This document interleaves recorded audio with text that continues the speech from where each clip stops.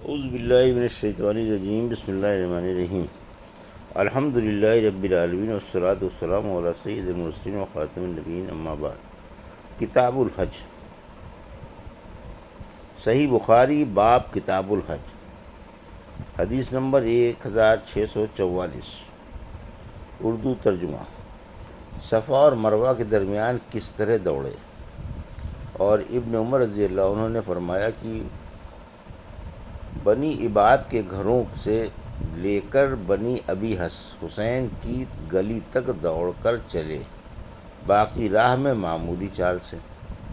ہم سے محمد بن عبید نے بیان کیا، انہوں نے کہا کہ ہم سے عیسیٰ بن یونس نے بیان کیا، ان سے عبید اللہ بن عمر نے، ان سے نافع نے، اور ان سے حضرت عبداللہ بن عمر رضی اللہ عنہ نے بیان کیا کہ جب رسول اللہ صلی اللہ علیہ وسلم پہلا طواف کرتے تو اس کے 3 چکروں میں رمل کرتے اور بقیہ 4 میں معمول کے مطابق چلتے، اور جب صفا اور مروہ کی سعی کرتے تو آپ نالے کے نشیب میں دوڑا کرتے تھے۔ عبداللہ نے کہا، میں نے نافع سے پوچھا، ابن عمر جب رکن یمانی کے پاس پہنچتے تو کیا حسب معمول چلنے لگتے تھے؟ انہوں نے فرمایا کہ نہیں، البتہ اگر رکن یمانی پر ہجوم ہوتا تو حجر اسود کے پاس آ کر آپ آہستہ چلنے لگتے، کیونکہ وہ بغیر چومے اس کو نہیں چھوڑتے تھے۔ حدیث نمبر 1645، اردو ترجمہ۔ ہم سے علی بن عبداللہ مدینی نے بیان کیا، کہا کہ ہم سے سفیان بن عینیہ نے عمرو بن دینار سے بیان کیا کہ ہم نے ابن عمر رضی اللہ عنہ سے ایک ایسے شخص کے متعلق پوچھا جو عمرے میں بیت اللہ کا طواف تو کر لے لیکن صفا اور مروہ کی سعی نہیں کرتا، کیا وہ اپنی بیوی سے صحبت کر سکتا ہے؟ انہوں نے جواب دیا، نبی کریم صلی اللہ علیہ وسلم مکہ تشریف لائے تو آپ نے بیت اللہ کا 7 چکروں کے ساتھ طواف کیا اور مقام ابراہیم کے پیچھے 2 رکعت نماز پڑھی، پھر صفا و مروہ کی 7 مرتبہ سعی کی، اور تمہارے لیے رسول اللہ صلی اللہ علیہ وسلم کی زندگی بہترین نمونہ ہے۔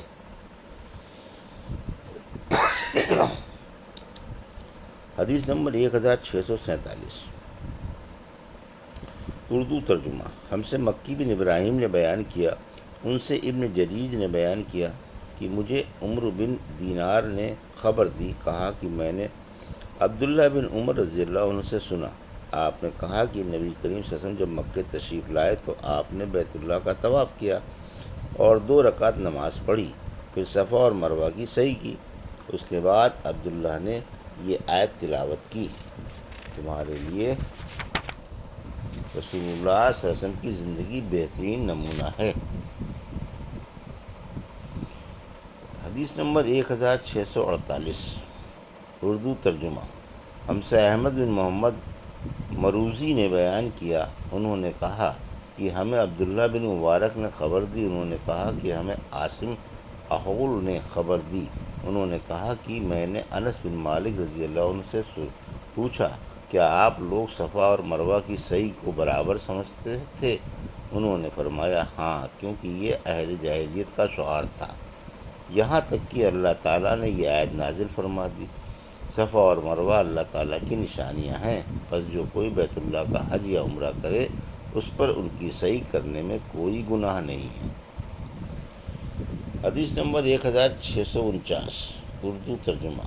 ہم سے علی بن عبداللہ مدینی نے بیان کیا، کہا کہ ہم سے سفیان بن عینیہ نے بیان کیا، ان سے عمرو بن دینار نے، ان سے عطا بن ابی رواح نے، اور ان سے عبداللہ عباس رضی اللہ عنہ نے کہا کہ رسول اللہ صلی اللہ علیہ وسلم نے بیت اللہ کا طواف اور صفا مروہ کی سعی اس طرح کی کہ مشرکین کو آپ اپنی قوت دکھلا سکیں۔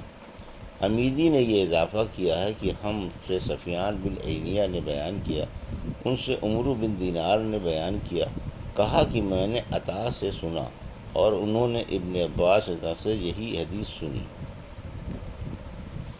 حدیث نمبر 1650، حیض والی عورت بیت اللہ کے طواف کے سوا تمام ارکان بجا لائے، اور اگر کسی نے صفا و مروہ کی سعی بغیر وضو کر لی تو کیا حکم؟ ہم سے عبداللہ بن یوسف نے بیان کیا، انہوں نے کہا کہ ہمیں امام مالک رحمۃ اللہ علیہ نے خبر دی، انہیں عبد الرحمن بن قاسم نے انہیں ان کے باپ نے اور انہیں ام المومنین حضرت عائشہ صدیقہ رضی اللہ عنہا نے۔ انہوں نے فرمایا کہ میں مکے آئی تو اس وقت میں حائضہ تھی، اس لیے بیت اللہ کا طواف نہ کر سکی اور نہ صفا مروہ کی سعی۔ انہوں نے بیان کیا کہ میں نے اس کی شکایت رسول اللہ صلی اللہ علیہ وسلم سے کی تو آپ نے فرمایا کہ جس طرح دوسرے حاجی کرتے ہیں تم بھی اسی طرح ارکان حج ادا کرو، ہاں بیت اللہ کا طواف پاک ہونے سے پہلے نہ کرنا۔ حدیث نمبر 1651 اردو ترجمہ۔ ہم سے محمد بن مسنہ نے بیان کیا، کہا کہ ہم سے عبد الوہاب ثقفی نے بیان کیا دوسری سند، اور مجھ سے خلیفہ بن خیاط نے بیان کیا کہ ہم سے عبد الوہاب ثقفی نے بیان کیا، کہا کہ ہم سے حبیب معلم نے بیان کیا، ان سے عطا بن ابی رباح نے اور ان سے جابر بن عبداللہ رضی اللہ عنہ نے کہ نبی کریم صلی اللہ علیہ وسلم اور آپ کے اصحاب نے حج کا احرام باندھا، حضور صلی اللہ علیہ وسلم اور طلحہ کے سوا اور کسی کے ساتھ قربانی نہیں تھی۔ حضرت علی رضی اللہ عنہ یمن سے آئے تھے اور ان کے ساتھ بھی قربانی تھی، اس لیے نبی صلی اللہ علیہ وسلم نے حکم دیا کہ سب لوگ اپنے حج کے احرام کو عمرہ کا کر لیں، پھر طواف اور سعی کے بعد بال ترشوا لیں اور احرام کھول ڈالیں، لیکن وہ لوگ اس حکم سے مستثنیٰ ہیں جن کے ساتھ قربانی ہو۔ اس پر صحابہ نے کہا کہ کیا ہم مینا میں اس طرح جائیں گے کہ ہمارے ذکر سے مینا پاک رہے؟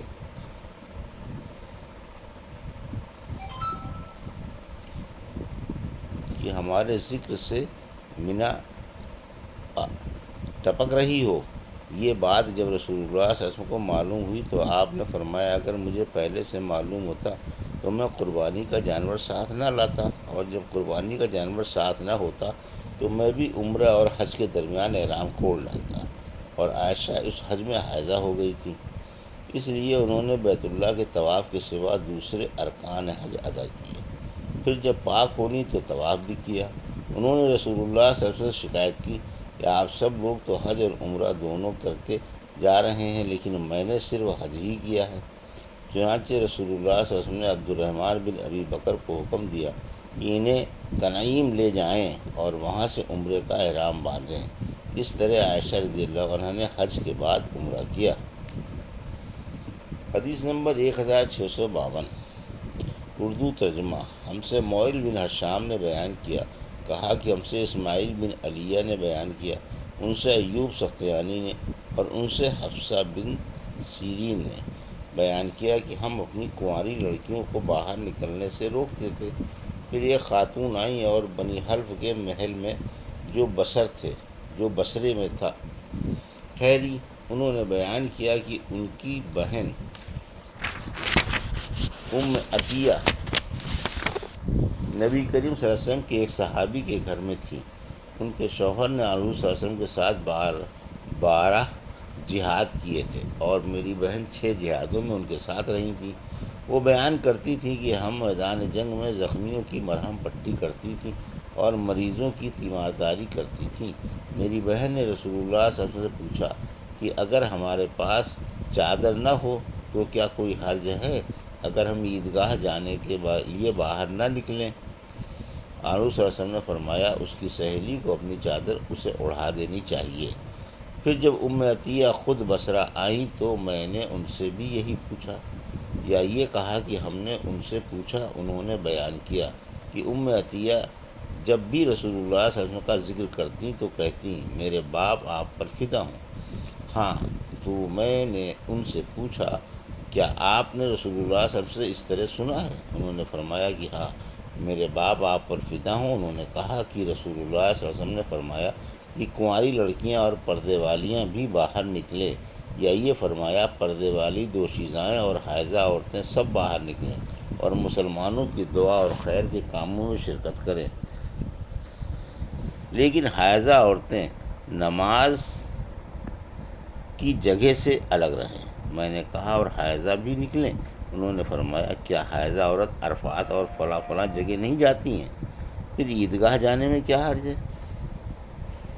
یہ تھی صحیح بخاری باب کتاب الحج کی حدیث نمبر 1644 سے 1650 52 کا اردو ترجمہ جو ابھی آپ نے سماعت فرمایا۔